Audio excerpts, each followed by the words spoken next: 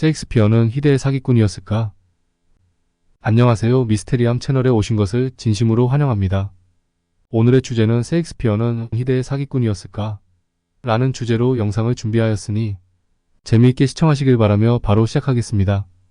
우리에게는 허클베리 핀과 톰 소여의 모험으로 잘 알려진 작가이자 미국 역사상 가장 위대한 소설가 중 한 명인 마크 트웨인은 본명인 사무엘 레온 클레멘스였던 본명을 마크 트웨인으로 개명하였습니다.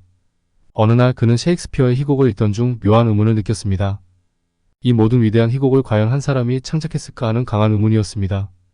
마크 트웨인은 왕성한 창작 활동을 했음에도 불구하고 평생 창작한 장편 소설은 10편이 조금 넘었기 때문에 셰익스피어가 20여 년 동안 40편이 넘는 작품을 창작했다는 사실이 더욱 의심스러웠습니다.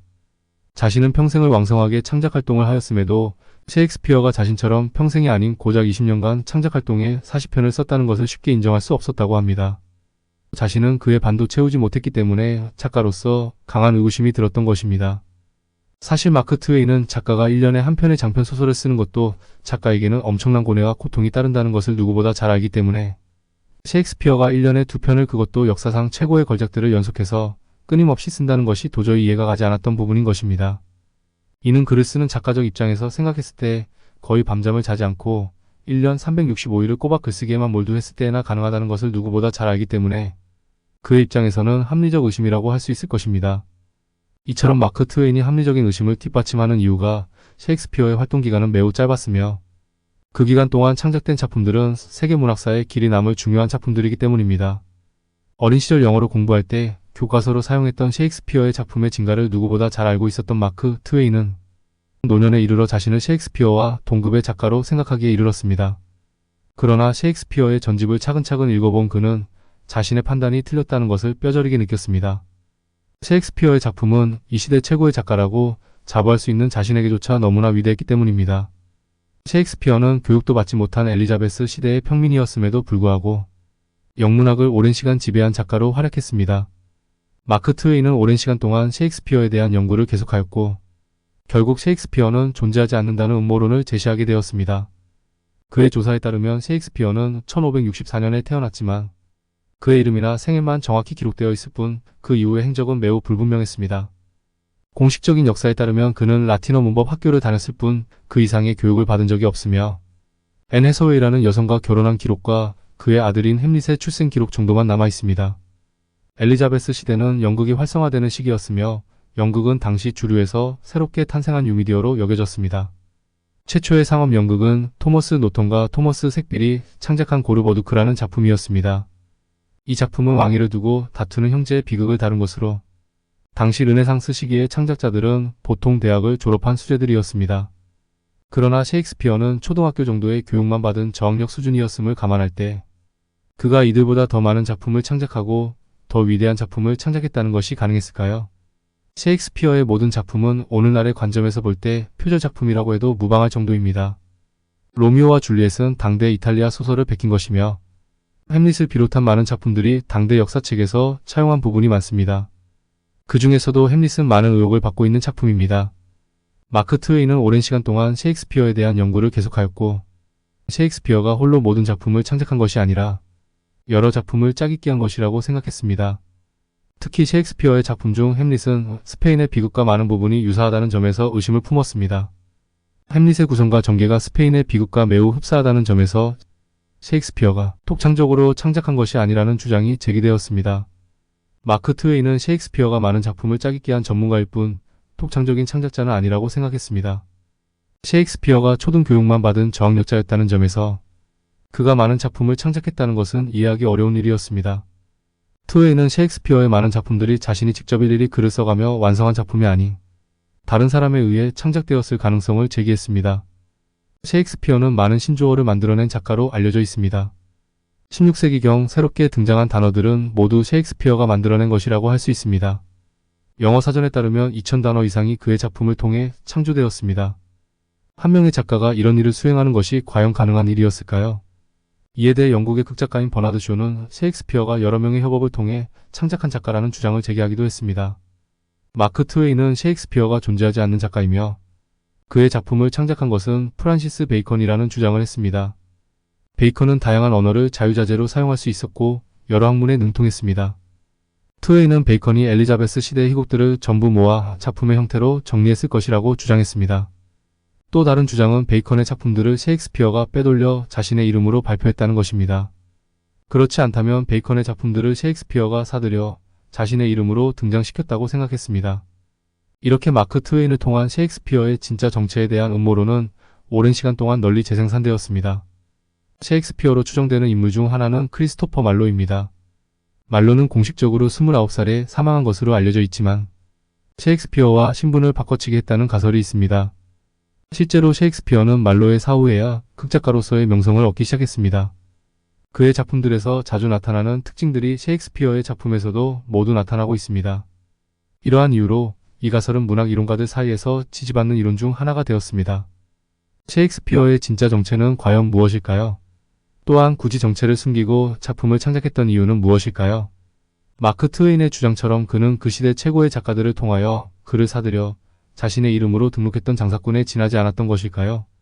누구보다 이 시대 최고의 작가라고 인정된 마크 트웨인의 합리적인 의심이 그저 치기 어린 질투심만은 아닐 것이라는 확신이 드는 이유는 무엇일까요? 끝으로 셰익스피어의 유명한 작품들 13가지만 소개하고 마치도록 하겠습니다. 1. 햄릿. 덴마크 왕자 햄릿이 아버지를 살해한 삼촌 클로디어스에게 복수하는 과정을 그린 비극입니다. 인간의 내면 갈등과 복수의 딜레마를 깊이 있게 다룹니다. 2. 맥베스. 스코틀랜드의 장군 맥베스가 왕이 되기 위해 야망과 권력의 눈이 멀어 비극적인 결말을 맞이하는 이야기입니다. 권력의 부패와 인간의 야망을 주제로 합니다. 3. 리어왕. 나이든 리어왕이 세 딸에게 왕국을 나누어 주면서 벌어지는 비극적인 사건들을 다룹니다. 가족 간의 배신과 충성, 인간의 어리석음을 주제로 합니다.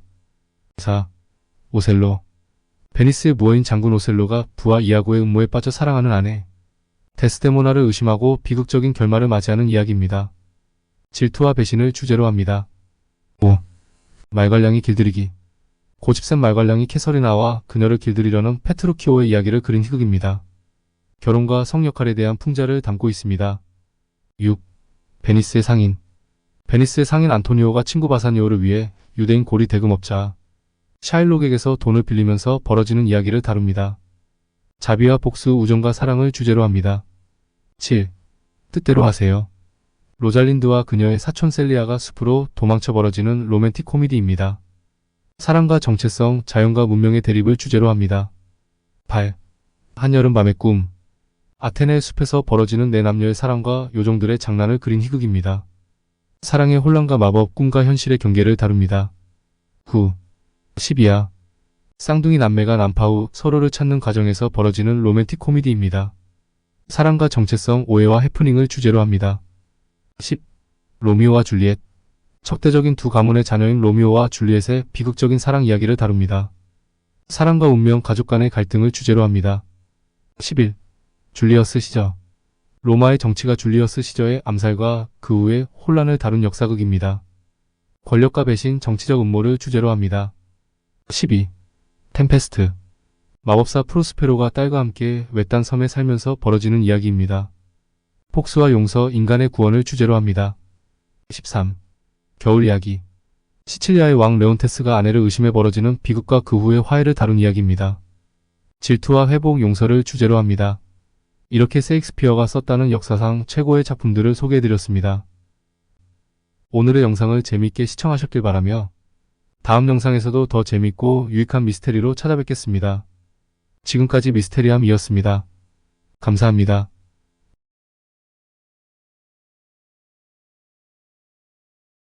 살아있는 예티를 발견하다. 안녕하세요. 미스테리함 채널에 오신 것을 진심으로 환영합니다. 오늘의 주제는 살아있는 예티를 발견하다 라는 주제로 영상을 준비하였으니 재미있게 시청하시길 바라며 바로 시작하겠습니다. 이 이야기는 실제로 칸첸중과 해발 7200m에서 마조리 에반스가 예티의 발자국을 발견하면서 시작되었습니다. 세상에는 다양한 종의 동식물들이 살아가고 있지만 아직 인간만이 유일한 영장류로 존재하고 있습니다.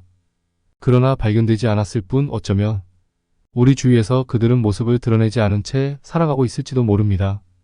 그들도 인간이 가장 무서운 존재라는 것을 잘 알고 있기 때문일까요? 마조리 에반스는 런던 동물학회 준회원으로 예티의 존재를 세상에 밝히기 위해 히말라야 산맥을 오르게 되었고 점차 자신의 발이 얼어가고 있다는 사실을 깨달았습니다. 그녀는 속눈썹마저 얼어붙는 강한 추위 속에서 자신이 왜 산을 오르는지에 대한 이유를 잊지 않으려 노력했습니다. 강한 추위에 정신이 몽롱해지고 저체온증으로 아득해지는 정신을 붙잡고 눈보라로 뒤덮인 시야를 뚫어가며 앞을 향해 전진하던 그 순간 무엇인가를 발견한 그녀는 퍼뜩 정신을 차렸습니다. 눈밭 위에는 사람의 맨발보다 몇 배나 큰 발자국이 일렬로 길게 이어져 있었습니다. 마조리 에반스는 그 발자국을 보는 순간 이것이 보통 발자국이 아니라는 것을 직감했습니다. 그것은 어쩌면 그토록 기대하며 고대하던 예티의 증거일지도 모른다는 희망을 품기에 충분했습니다. 동물학자들의 시각에서 볼 때 호모사피엔스는 무척 신비로운 존재입니다. 인간만이 유일하게 현재 생존하고 있는 사람과에 속하는 종이기 때문에 더욱 신비로운 존재로 여겨집니다. 예티와 빅풋에 대한 기록들에 따르면 이들이 전통적인 유인원들과 상당히 비슷한 모습임을 알 수 있습니다. 중국의 예이나 파키스탄의 바르마 역시 마찬가지로 유인원의 모습으로 알려져 있습니다. 이들에 대한 가장 타당성 있는 설명은 그 조상이 선사시대에 살았던 기간토피테쿠스라는 설입니다. 중앙아시아에 살았던 기간토피테쿠스는 약 30만 년 전에 멸종한 것으로 추정되고 있습니다. 그러나 이들 중 소수가 여전히 생존해 있을 것이라고 생각하는 사람들이 있습니다. 런던의 동물학회는 오랜 전부터 예티의 증거를 수집하고 있었습니다. 1951년 산악인 에릭 시튼이 탐험에서 돌아왔을 때 그는 놀라운 사진 한 장을 세상에 공개했습니다. 그것은 바로 멜체봉남 쪽에서 발견한 발자국 사진이었죠. 해부학적으로 도저히 사람의 것으로 볼 수 없었습니다. 마조리가 칸첸중가의 해발 6,300m에서 발견한 발자국도 꼭 그 사진과 닮은 모습이었습니다. 발자국은 산의 위쪽으로 일렬로 이어지다가 깎아지르는 듯한 절벽에서 멈췄습니다. 마조리는 그 순간 숨을 깊게 몰아쉬며 절벽 아래를 내려다보았지만 예티의 흔적은 보이지 않았습니다. 동물학회의 특성상 예티의 조사에서 이렇다 할 자료를 구하지 못해 난항을 겪고 있었습니다. 예티는 중앙아시아의 산악지대에 분포하는 것으로 알려져 있는데 동물학자 중 에베레스트 등반이 가능한 사람이 거의 없었기 때문에 직접 산을 등반해 그 증거를 찾을 수 없었습니다. 따라서 예티에 대한 조사는 철저히 간접적인 증거를 분석하는 방식으로 이루어질 수밖에 없었습니다. 이 때문에 학회 내부의 보수적인 인사들은 예티의 발견 가능성을 무척 낮게 평가하고 있었습니다. 그러나 이러한 상황을 가속화한 사건이 있었습니다. 에베레스트를 정복한 전설적인 산악인 에드먼드 힐러리 경이 당시 탐험에서 가져왔던 모자가 문제가 되었던 것이죠. 힐러리 경은 그 모자를 티베트의 한 고승에게 전해받았다고 밝혔는데 예티의 가죽으로 만들어진 것이라고 주장했습니다. 그러나 학회에서 이를 면밀히 조사한 결과 그 지역에 서식하는 염소의 가죽으로 만들어졌음이 드러나 큰 실망감을 주었습니다. 이러한 허무맹랑한 사건이 연달아 벌어지자 급기야 학회는 예티에 대한 연구를 중단하기로 결정했습니다. 다행히도 90년대에 들어 학회의 방침이 변화하면서 예티에 대한 관심이 다시 기울여졌습니다. 이는 지구상에 더 이상 새롭게 발견될 포유류가 극히 희박해졌고 예티를 찾게 된다면 엄청난 센세이션을 일으킬 수 있다는 점에서 다시 탐험이 시작되었습니다. 학회는 관심을 극지와 심해로 대상을 넓히는 과정에서 전문 탐험가들이 많이 필요하다고 판단했으며 이 과정에서 다양한 탐험가들을 학회의 준회원으로 받아들였습니다. 마조리 에반스 역시 그 과정에서 선발된 전문 산악인이었습니다. 그녀는 평소 신비한 동물들에 대해 깊은 관심을 가지고 있었고 예티의 존재에 대해서도 상당히 깊은 관심을 갖고 있었습니다. 그녀는 철저한 조사를 거쳐 예티가 서식할 만한 거주지를 학회와 오랜 시간 토론했습니다. 최종적으로 그녀는 칸첸중가 중심지를 예티의 서식지로 지목하게 되었습니다. 칸첸중가 조사지가 선택된 것은 하워드 베리 중령의 보고서 때문이었습니다. 당시 영국 육군의 중령이었던 그는 에베레스트 지역을 탐험하는데 그를 안내하던 세르파가 평평한 설원을 가로지르는 세 개의 생물을 가리켰습니다. 그 생명체는 멀리서 얼핏 보기에도 거대했고 마치 인간과 닮아 보였습니다. 그는 군의 상부에 이 목격담을 보고하였고 이는 신문으로 보도되어 큰 관심을 끌었습니다. 이유는 무엇보다도 군인이었기에 믿을만한 목격담으로 간주되었습니다. 그렇게 마조리는 칸첸중가 해발 4,000m 부근에 베이스 캠프를 설치하였습니다. 현지의 셰르파들은 캠프의 건설을 무척 성실하게 도왔습니다. 제2캠프는 그리스인 탐험가가 우연히 어떤 생물체를 목격했던 장소로 정했습니다. 당시 탐험가는 그 생명체를 보고 돌을 닦는 수행자로 착각했지만 마조리와 동물학회는 그가 목격한 것이 예티일 것이라는 확신을 갖고 있었습니다. 현지 셰르파들도 실제로 이곳이 예티가 발견되는 장소라고 증언하였습니다. 계곡과 계곡 사이를 뛰어다니는 이 생명체는 지상에서 해발 4,000m에서 5,000m를 오르는데 불과 몇 시간밖에 걸리지 않는다고 셰르파들은 말했습니다. 그들은 셰르파 가운데 예티를 목격한 적 없는 사람은 없다고 단언했습니다. 마조리가 예티의 발자국을 발견한 것은 수색약 일주일이 지난 후였습니다. 캠프의 상황이 극도로 열악해져 가고 있었으며 식량과 연료가 줄어드는 것이 눈에 띄게 보였습니다. 아무런 단서를 찾지 못해 전전긍긍하던 마조리와 동료들은 베이스 캠프로의 귀환을 며칠째 미루고 있었습니다. 그런 상황에서 발견한 예티 발자국은 어마어마한 의미를 갖는 것이었습니다. 발자국이 멈춰선 절벽에 도달한 그녀는 숨을 깊게 내쉬며 눈을 감았습니다. 절벽 아래에 예티가 있을지도 모를 순간이었기 때문입니다. 그녀는 감은 눈을 천천히 뜨고서 저 멀리 절벽 아래쪽으로 시선을 향했습니다. 그리고 그녀는 정말로 놀라운 것을 목격하고 말았습니다. 몇 달 후 마조리는 동물학회에 다음과 같은 보고서를 제출했습니다. 칸첸중과 해발 7200m에서 대단히 흥분한 상태로 절벽 아래에 예티가 있었습니다. 키는 2m 정도였고 얼굴은 원숭이처럼 생겼으며 온몸이 털로 뒤덮여 있었습니다. 사람과는 비교할 수 없을 정도로 덩치가 컸습니다. 나는 놀라서 카메라를 떨어뜨리고 말았습니다. 안타깝게도 사진을 찍기 전 예티는 눈앞에서 멀어져 갔습니다. 나는 한동안 지켜보다가 혹시나 꿈은 아닐까 싶어 내 얼굴을 만져보았습니다. 하지만 얼굴 근육은 이미 차갑게 얼어 있었습니다. 절벽 아래를 수색한 끝에 그 짐승의 분비물로 보이는 것들을 수집할 수 있었습니다. 아쉽지만 내일은 베이스 캠프로 귀환할 수밖에 없습니다. 이렇게 마조리의 보고서는 끝이 났습니다. 예티에 대한 직접적인 사진을 얻지 못한 마조리와 동물학회는 무척 아쉬워했습니다. 하지만 이 조사를 통해 놀라운 사실이 한 가지 발견되었습니다. 마조리가 수집해온 예티의 분비물은 1959년 톰 슬릭이 동일한 지역에서 채집한 예티의 배설물과 유전적으로 비슷한 것으로 밝혀졌습니다. 또한 최근에 새롭게 발표된 연구에서 이 배설물의 놀라운 사실이 한 가지 더 드러났습니다. 바로 배설물에 있던 기생충이 완전히 새로운 종으로 기존의 영장류에서 발견된 적 없었던 기생충으로 밝혀진 것입니다. 그 덕에 예티의 존재 가능성은 상당히 높아진 것으로 시사되고 있습니다. 이후 동물학회는 지속적으로 예티를 발견하기 위해 조사를 파견했으나 이 같은 고무적인 성과를 아직은 얻지 못하고 있습니다. 하지만 예티의 존재 가능성은 이 조사를 통해 매우 신빙성이 있는 것으로 여겨지게 되었습니다. 예티에 대한 초창기 기록은 13세기부터 전해집니다. 당시 철학자였던 로저 베이컨은 티베트의 높은 절벽에 털복숭이 야만인들이 살고 있으며 현지 주민들의 식량을 약탈하였다고 기록하고 있습니다. 당시로서는 그런 기록이 드물었기 때문에 이는 예티의 존재를 시사하는 매우 귀중한 자료가 되었습니다. 만약 이러한 거인들이 현재까지 생존하고 있다면 이는 인간의 진화 과정이 단일한 계통이 아니었음을 시사할 수도 있기 때문에 상당히 의미 있는 발견이 될 것입니다. 이는 기존의 학설을 완전히 뒤집을 새로운 증거가 될 가능성이 매우 높습니다. 오늘의 영상을 재미있게 시청하셨길 바라며 다음 영상에서도 더 재미있고 유익한 미스테리로 찾아뵙겠습니다. 지금까지 미스테리함이었습니다. 감사합니다.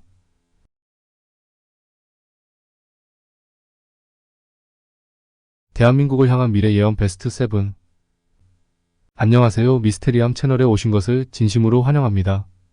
오늘의 주제는 한국을 향한 미래 예언 베스트 7 준비하였으니 재미있게 시청하시길 바라며 바로 시작하겠습니다. 미래에 대한 예언은 과연 믿을 수 있을까요? 많은 사람들이 여기저기 올라오는 예언들을 마주하며 어쩌다 한두 가지 맞았을 뿐 그다지 신비롭다고 생각하지 않을 것입니다. 하지만 세상에는 수많은 능력을 가지고 태어나거나 살아오면서 겪는 온갖 체험들로 상상할 수 없는 능력을 가지게 되는 경우도 드물지만 실제 존재합니다.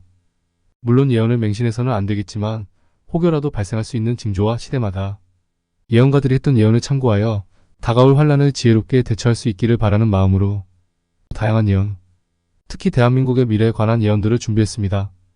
그럼 지금부터 여러 예언가들이 남긴 대한민국에 대한 미래 예언 베스트 7에 대하여 살펴보도록 하겠습니다. 먼저 첫 번째로 소개해드릴 예언가는 구글이 세계 최고의 미래학자로 선정한 토마스 프레이, 미국 다빈치 연구소 소장의 미래에 대한 예언을 소개하도록 하겠습니다. 토마스 프레이 소장은 2019년 12월 8일에 발표한 예언에서 대한민국의 미래에 대해 언급했습니다. 그는 대한민국이 향후 10년 안에 통일을 이루고 더 나아가 중국까지 진출할 가능성이 높다고 예측했습니다. 이 예언은 그가 미국 다빈치 연구소 소장으로서 발표한 것입니다.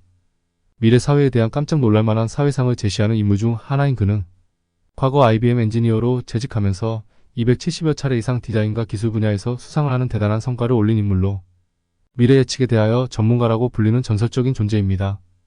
그는 10년 안에 세계인의 일자리 20억 개가 없어지고 500대 기업 절반이 문을 닫을 것이라고 전망한 바 있습니다. 그럼 그가 대한민국은 앞으로 무궁무진하게 성장할 것을 예측하며 한반도의 향후 10년 안에 통일을 이룰 것이며 더 나아가 중국까지 진출할 가능성이 높다고 얘기했습니다. 미래학의 아버지로 불리는 토마스 프레이는 현재가 미래를 만드는 게 아니라 미래에 대한 비전이 현재를 만든다고 말합니다. 또 예측 불가능한 세상에서 미래 비전을 세우고 새로운 시대를 대비해야 한다고 주장합니다. 그렇다면 그가 전망하는 2030년은 어떤 모습이고 우리는 무엇을 어떻게 준비해야 할까요? 두 번째로 소개해드릴 예언가는 놀라운 정확성으로 미래를 예언하는 딘쿤츠라는 인물이 있습니다. 소설가로도 활동하는 그는 1981년 어둠의 눈이라는 책을 출간했는데 그가 출간한 소설에는 그때로부터 약 40년 뒤에 코로나 바이러스로 인해 지구상의 사람들이 고통받을 것을 묘사한 것입니다. 심지어 바이러스가 퍼진 장소를 중국 우한이라고 명시하며 우한-400이라는 인공 바이러스가 중국 연구소에서 만들어진 것이라는 주장을 펼쳤는데 놀랍게도 그가 소설에서 예언한 내용이 현실이 되었습니다. 딘쿤츠의 소설 어둠의 눈에서 언급된 바이러스 우한-400은 중국 우한 외곽의 RDNA 연구소에서 개발된 인공 바이러스로 400번째로 만들어진 미생물이라는 설정입니다. 그러나 이 소설의 내용은 가상의 이야기며 실제 코로나19 바이러스와는 여러 면에서 다릅니다. 예를 들어 소설 속 우한-400의 치사율은 100%로 설정되어 있지만 코로나19의 치사율은 훨씬 낮습니다. 어쨌거나 어마무시한 코로나 예측이 성공하면서 그의 향후 소설에 대한 관심이 폭발했습니다. 최근 그는 새로운 소설 출간을 앞두고 있는데 이 소설은 어둠의 눈과 마찬가지로 미래 사회에 대한 전망을 다루고 있습니다.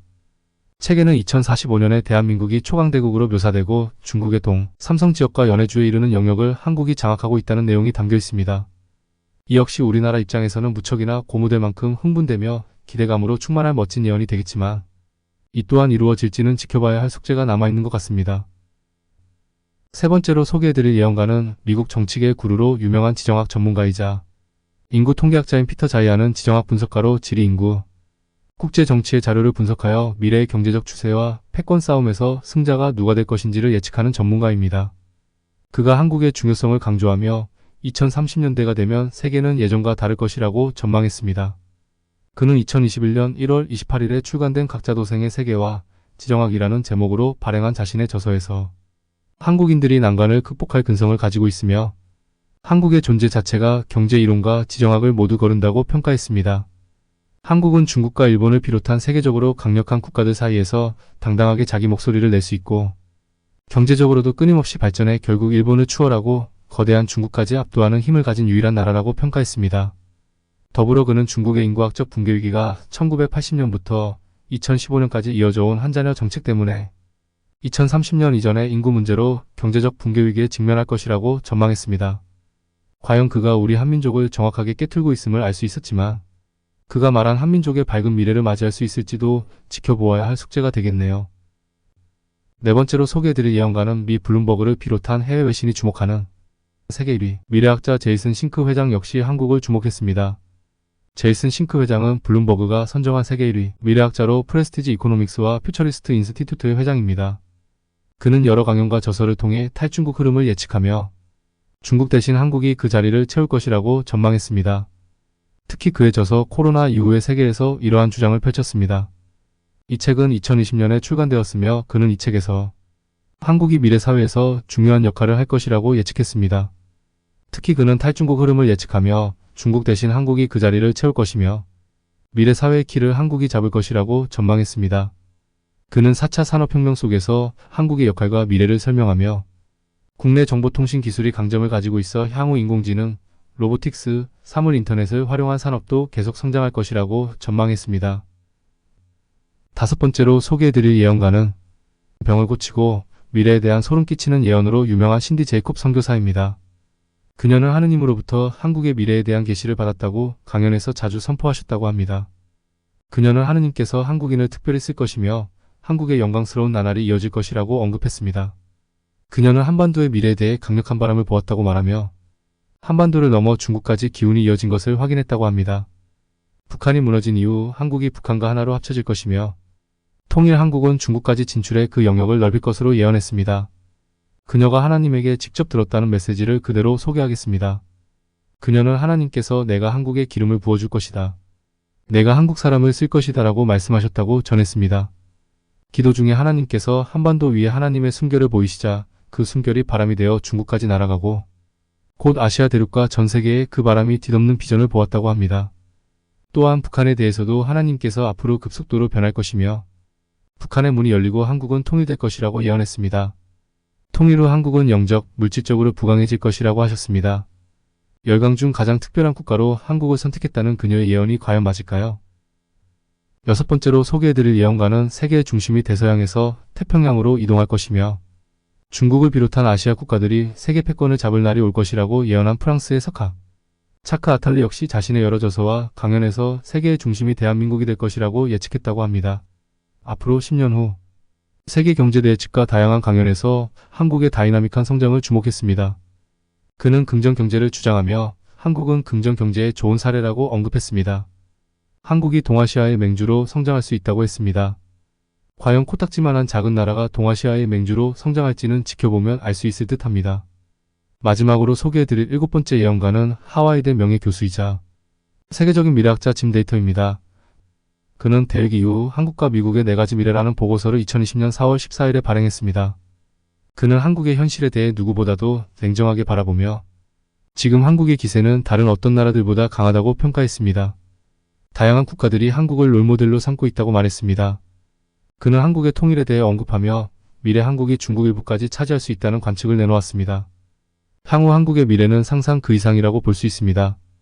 최초로 개발도상국 지위에서 선진국으로 거듭난 대한민국은 예언가들의 예측처럼 무궁한 발전 가능성으로 최강 대국이 되길 기원해봅니다. 오늘의 영상을 재미있게 시청하셨길 바라며 다음 영상에서도 더 재미있고 유익한 미스테리로 찾아뵙겠습니다. 지금까지 미스테리함이었습니다. 감사합니다.